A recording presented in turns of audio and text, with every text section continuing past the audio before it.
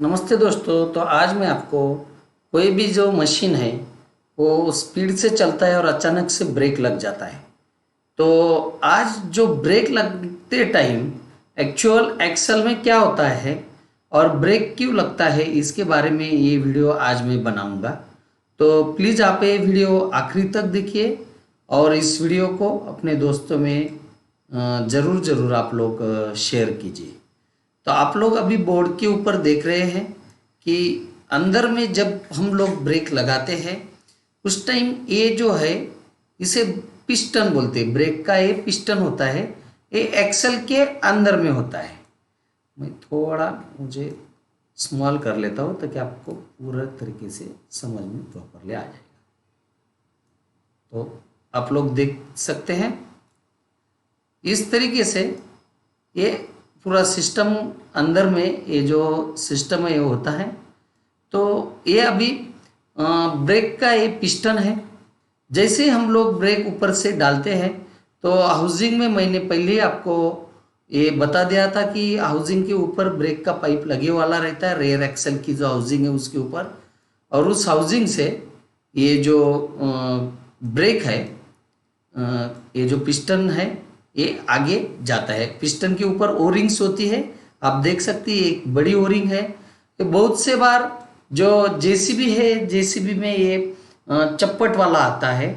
और जो करोरे का जो ट्रांसमिशन है यानी कि जो ए स्क्वाड वगैरह जो मशीनरी उसमें जो, तो उसमें ये रिंग गोल जैसी आती है।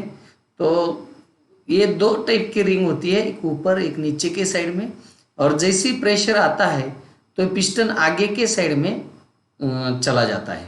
जैसे आगे के साइड में पुशअप होता है तो ये प्लेट आप देखते हैं, इसे स्टील प्लेट या काउंटर प्लेट बोलते हैं। तो काउंटर स्टील या काउंटर प्लेट 3 होती है। और ये जो करोरे का जो एक्सल है पीछे का, तो उसका ये पूरा डायग्राम है ब्रेक का अंदर का।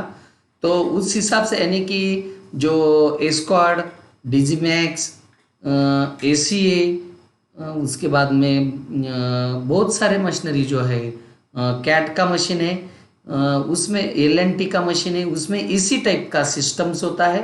जेसीबी में अलग टाइप का अंदर का आता है, उसके बारे में भी मैं जल्दी बताऊंगा। तो ये जो है ये स्टील प्लेट हम लोग इसे बोलते हैं या काउंटर प्लेट बोलते हैं। इसे ये 3 तरीके से होती है। और इसे हम बहुत से बार ड्रिवन ब्रेक प्लेट भी हम लोग बोलते हैं टेक्निकल लैंग्वेजेस में। ड्रिवन ब्रेक प्लेट देखिए, ये एक हो गया, ये दूसरा एक हो गया और एक तीसरा एक हो गया। ये 3 ड्रिवन ब्रेक प्लेट या स्टील प्लेट या काउंटर प्लेट, तीनों इसे नाम है। और ये जो है ये ब्रेक प्लेट एक और ये एक ही साइड का है, यानी कि कुल मिला के टोटल इसमें 4 लगती है। तो ये 4 कुल एक पूरा एक्सल में 4 होती है। और इस ये जो देख रहे हैं आप शाफ्ट, इस शाफ्ट को एक्सल भी हम लोग बोलते हैं।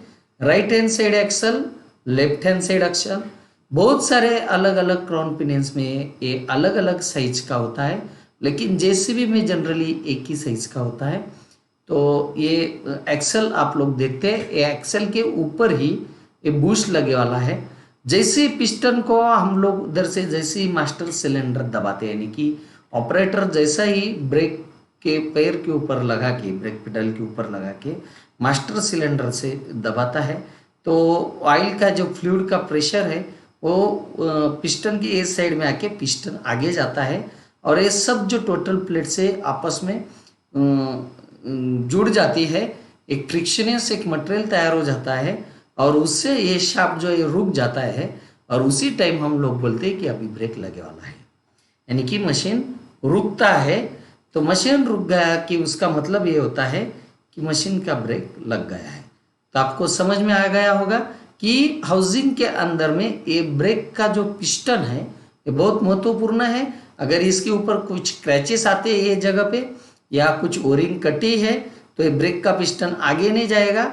और अगर कुछ कारण से ये ब्रेक लाइनिंग मटेरियल जो है, ये जो आप क्लच ब्रेक प्लेट देख रहे हैं, इसके ऊपर का अगर मटेरियल कुछ कारण से घस गया होगा तो भी ब्रेक लगते नहीं है। इस ब्रेक को ऑयल इमर्स ब्रेक भी कहते हैं, क्योंकि इसके अंदर में ऑयल रहता है और ऑयल में पूरा ऑयल डूबे वाला रहता है। तो ऑयल इमर्स ये सिस्टम है। तो इसमें कभी भी ब्रेक जो है मैक्सिमम बहुत से कम बार फेल होते हैं।